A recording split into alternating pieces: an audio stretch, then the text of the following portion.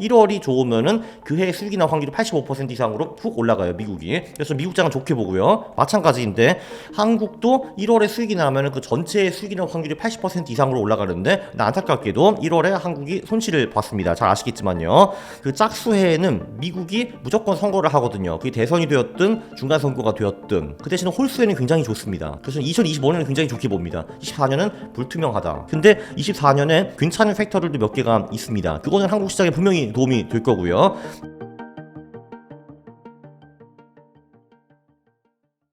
네, 안녕하십니까. 네, 강원국입니다. 제가 2년 전에 그 호스트라는 직장에서 나와가지고 파이어를 했고, 지금은 전업투자자, 유튜버, 작가, 뭐 사업가 뭐 이런 식으로 살고 있습니다. 한 15번 정도 제가 전망을 한 것 같은데, 그 중에 이제 어쩌다가 한 12번, 한 80% 정도 맞춘 것 같고요. 뭐 그런 거 맞췄죠. 뭐, 2023년에는 장이 오를 확률이 매우 높다라고 했는데, 일단 이제 올랐고, 네, 그리고 11사 천국 50조. 그러니까 이제 한 4월부터 10월까지는 그러니까 4월 말부터 10월까지는 썩 좋지 않을 것이다 하는 건데, 그것도 뭐 대충 맞춘 것 같고요. 물론 이제 7월까지 장이 계속 올라가지고, 그때는 했는데, 이제 결국은 8, 9, 10월에 폭락하면서 이제 맞췄고, 그리고 이제 코인 사라 하면서 저도 사면서 계속 까고 막 보여주고 했는데, 이제 그것도 뭐 대충 그래도 얼추 이제 맞춘 것 같고요. 네, 그리고 미국 좋을 것이다. 그것도 뭐 대충 맞았고, 유일하게 틀린 거는 총선 전후로 6개월 동안에 이제 한국 주식이 보통 안 좋은 경우가 많았다 했는데, 한국 주식은 꽤 좋아 보이네요. 그래서 그거는 이제 확실히 틀렸습니다. 올해는 일단 작년보다 훨씬 덜 맞출 거고요. 왜냐면 올해는 이제 아까 작년 같은 경우는 사실 글로벌 주식시장 또는 뭐 정치 이런 쪽에서 이제 아무 일도 없었습니다. 이팔 전쟁이 아무것도 아니었는데, 사실 뭐 이제 그분들한테 굉장히 안타깝지만 사실 뭐 글로벌 경제와 금융시장을 흔들 정도의 일은 사실 아니었거든요. 주가는커녕 유가도 건드리지 못했습니다. 중동 사태가요. 2023년은 굉장히 잠잠한 해였다. 그래서 계절성대로 잘 흘러가가지고 예측하기가 좀 쉬웠다. 근데 2024년 같은 경우에는 선거가 엄청나게 많죠. 이제 한국 총선도 있고, 뭐 미국 대선도 있고, 뭐 EU라든지 영국, 일본, 뭐 인도, 파키스탄, 러시아, 우크라이나, 뭐 인도네시아, 멕시코까지 다 선거를 해가지고 76개국이 선거를 합니다. 근데 지금 한국에서 느끼고 있지만 선거 전에는 정치인들이 많이 미쳐 돌아가죠. 왜냐면 이기기 위해서 이제 수단 방법을 가리지 않고 이제 많은 일을 하는데, 이제 그게 어떤 식으로 시장에 영향을 미칠지 그거를 예측하기가 굉장히 어렵기 때문에 2024년에는 제 전망이 많이 틀릴 겁니다. 기본적으로 선거는 이제 무조건 이겨야 되기 때문에 그 전에는 굉장히 이제 경제에 긍정적인 정책을 쓸 수도 있고, 아니면은 이제 완전히 반대로 되는, 예를 들면 이제 다른 국가와의 긴장을 고조시킨다든지 뭐 이런 식으로 정치를 풀어갈 수가 있기 때문에 어떤 식으로 튈지 모르는 위험하고 예측하기 좀 어려운 장이다 이렇게 볼 수가 있습니다. 한국 얘기를 해보면은 일단 미국도 그렇고 한국도 그렇고 1월 수익이 전체 해 수익을 좌지우지하는 경우가 많습니다. 한마디로 1월이 수익이 좋으면은 전체 해 수익이 보통 좋고, 1월 해 수익이 안 좋으면은 전체 해가 안 좋다 이렇게 볼 수가 있는데요. 여기 이제 제가 미국 요거 띄워놨는데, 미국 같은 경우도요. 그러니까 1950년부터 1월이 수익이 좋았는데 그 해의 수익률이 안 좋은 경우는 딱 3번밖에 없었습니다. 이제 44번 사례 중에서 딱 3번만, 여기 보면은 2018년, 2001년, 1966년 요때만 이제 주가가 하락을 했고요. 나머지 해에는 주가가 상당히 좋았거나 아니면 최소한 크게 떨어지진 않았다라는 거를 이제 볼 수 있습니다. 그래서 1월이 좋으면은 그 해의 수익이 날 확률이 85% 이상으로 훅 올라가요, 미국이. 그래서 미국장은 좋게 보고요. 마찬가지인데 한국도 1월에 수익이 나면은 그 전체의 수익이 날 확률이 80% 이상으로 올라가는데 안타깝게도 1월에 한국이 손실을 봤습니다. 잘 아시겠지만요.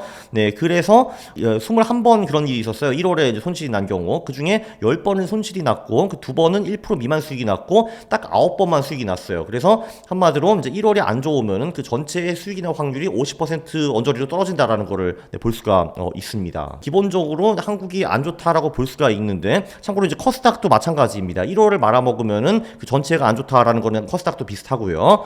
2024년이 짝수해거든요. 이제 짝수에는 코스피와 코스닥의 수익이 보통 굉장히 안 좋습니다. 예, 저도 그 이유를 생각을 해봤는데, 짝수해에는 미국이 무조건 선거를 하거든요. 그게 대선이 되었든 중간 선거가 되었든. 네, 그래서 짝수에는 보통 한국 시장도 수익이 되게 안 좋은 편이고요. 그 대신에 홀수에는 굉장히 좋습니다. 예, 한번 생각을 해보세요. 99, 2001, 2003, 2005, 2007 어떻게 해가지고 99년부터 2023년까지 홀수에 코스피가 손실 난 적이 단 한 번도 없어요. 그래서 2025년은 굉장히 좋게 봅니다. 24년은 불투명하다 하고 볼 수가 있고요. 근데 24년에 좀 그 괜찮은 팩터들도 몇 개가 있습니다. 조금 전에 미국장이 좋다라고 했는데 그건 당연히 한국장에서도 나쁘지 않은 팩터이고요. 왜냐면 미국장이 이렇게 가는데 한국장은 이렇게 떨어질 가능성은 별로 없습니다. 미국이 이렇게 가면은 한국도 뭐 대충 이 정도는 가주겠죠, 그죠? 그게 생각을 하고 있고요. 그리고 이제 금리 인하기가 옵니다. 그게 3월에 올지 5월에 올지 6월에 올지는 잘 모르겠는데 어쨌든 온다는 건 확실하니까 그거는 한국 시장에 분명히 도움이 될 거고요. 네, 그리고 저는 사실 11, 4, 50의 신봉자입니다. 11월, 4월은 좋고 5월, 10월은 안 좋다. 근데 올해 같은 경우는 공교롭게 4월에 또 총선이 있거든요. 근데 지금 총선에서 이기기 위해서 여당이 그 주주 프렌들리한 정책들을 계속 내놓고 있습니다. 그게 한 4년 전까지만 해도 주주의 수가 500만 명, 600만 명 정도밖에 안 됐거든요. 그래서 크게 정치권에서 신경 쓸 세력이 아니었는데 지금은 1,400만 원 이상으로 넘어왔거든요. 그리고 사실 뭐 이제 솔직히 말해서 40대, 50대는 보통 이쪽을 뽑고 60대, 70대는 저쪽을 뽑는데 20, 30대는 잘 모르잖아요, 정책에 대해서. 그래서 이제 나한테 잘해주는 놈 뽑겠다라는 건데 근데 공교롭게도 20, 30대들이 주식과 코인을 많이 합니다. 부동산에 돈이 없거든요, 이 사람들이. 그래서 이 사람들을 잡기 위해서라도 주주 프렌드리한 정책을 많이 내는 것 같아요. 지난번에 공매도 금지했지. 그 다음에 일본을 따라가지고 그 저PBR 주식 고PBR로 만들자 뭐 이런 거 있었지. 네, 그리고 뭐 새로 나올 수 있는 정책 같은 거는 뭐 얘들아 자사주 좀 매일매일 해 이렇게 할 수도 있고 국민연금을 투입을 할 수 있겠죠. 어쨌든 4월에 선거에 이기려면 주가가 올라야 되는 게 확실하거든요. 근데 그래서 그때까지는 확실히 이제 주주 프렌드 정책을 많이 내놓을 것 같고 그 후부터는 솔직히 잘 모르겠습니다. 그래서 왠지 이번에도 4월까지는 괜찮다가 5월, 10월은 흐지부지하는 흐름이 될 가능성이 저는 꽤 있다라고 보는 사람이고요.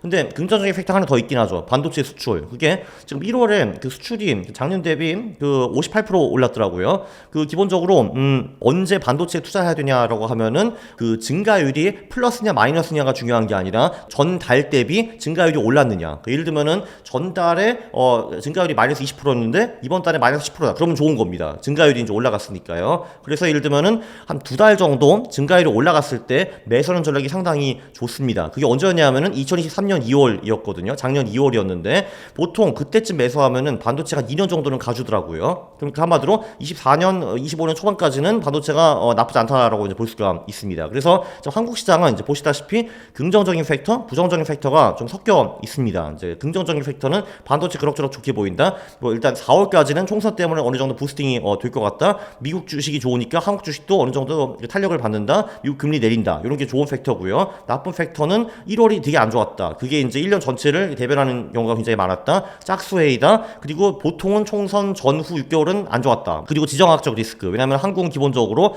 내부 그 충격에도 약하지만 외부 충격에도 약한데 이 76개국이 선거를 하면서 어디선가 뭔가 이제 말썽이 터질 가능성이 높다. 근데 그거는 한국 증시에 불똥이 튀길 것이다라고 볼 수가 있죠. 네. 예를 들면 러우 전쟁도 우리랑 관련이 별로 없는데 그때 주식 많이 떨어졌잖아요, 사실. 네, 다 그런 거죠. 네. 사실 그 코스피는 올해 올라 확률을 50% 정도로 보고 있고 이제 코스닥은 이제 하락할 확률이 70%, 그러니까 이제 오를 확률 30% 정도로 보고 있습니다. 예, 왜냐면은 코스피는 코스닥과 다르게 그 반도체 버프가 있거든요. 예, 근데 이제 코스닥은 이제 그게 또 없고, 예, 그렇죠. 네. 미국에 올해가 대선이 있는데 대선 같은 경우는 이게 재선이냐 아니면 새로운 두 명이 나오느냐가 굉장히 중요합니다. 재선의 경우에는 기존 대통령이 선거에서 이겨야 될 거 아니에요. 특히 이번 같은 경우는 바이든이 나오고 저쪽에서는 트럼프가 나올 가능성이 매우 높은데 바이든은 트럼프한테는 지기 진짜 싫을 거거든요. 이제 그냥 웬만한 공화당 출신도 아니고 이제 트럼프는 솔직히 이제 본인이 쓰레기를 보는 사람일 거거든요. 근데 그러니까 이제 걔한테 지기 싫으니까 수단 방법을 가리지 않고 경제와 주시장을 부스팅해야 됩니다. 왜냐하면은 올해 하반기에 경제와 주시장이 안 좋으면은 이 사람이 무조건 지거든요. 바이든이. 사람이 기분이 나쁜데 왜 바이든을 뽑아주겠습니까? 그렇죠? 그래서 결국은 이제 돈을 풀어야 되고 그래서 이제 파월은 분명히 압박을 받을 겁니다. 금리를 내리라고. 예, 뭐 물론 정부와 중앙은행 돈이 되어 있다고 말하는데 그걸 누가 믿겠습니까? 당연히 아무도 믿지 않죠. 네, 그리고 왜냐하면 연임도 해야 되니까요. 우리 파월 선생님은. 그리고 그것뿐만이 아니라 돈을 풀어야 되기 때문에 이런저런 정부 부처에 굉장히 압박을 많이 줄 겁니다. 이런저런 정책을 최소한 돈은 못 푼다 하더라도 뭔가 이제 자본 프렌들리한 정책, 경제 프렌들리한 정책을 계속 쏟아 놓으라, 뭐 규제를 좀 완화하든지 뭔가 할 겁니다. 그래서 그거는 주시장을 부스팅을 할 거고요. 그래서 실제로 제가 통계를 분석해 본 결과 재선해 미국 시장이 떨어진 게 마지막이 1932년입니다.